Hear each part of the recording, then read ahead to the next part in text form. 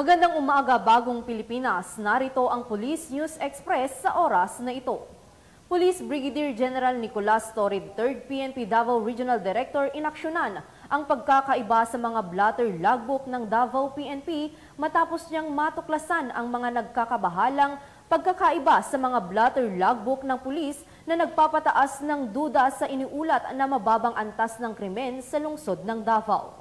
Ipinakita ni Police Brigadier General Torre III ang dalawang police blotter logbook mula sa Kalinan Police Precinct na sumasaklaw sa panahon mula Enero hanggang Hunyo, kung saan ang isang logbook ay naglalaman ng mga karaniwang tala habang ang isa naman ay tila sanitize na nagpapakita ng mas mababang bilang ng mga iniulat na krimen.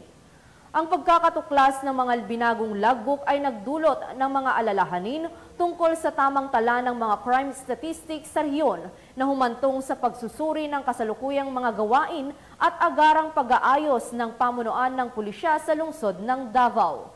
Patuloy na ipinaimbestigahan ni Police Brigadier General Torre III ang nasabing pagkakaiba sa mga nasabing blotter logbook upang mapanatili ang integridad ng Davao PNP sa pagpuksa ng krimen sa rehiyon.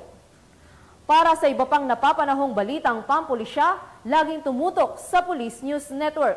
Alagad ng batas, tagataguyod ng balitang pulis.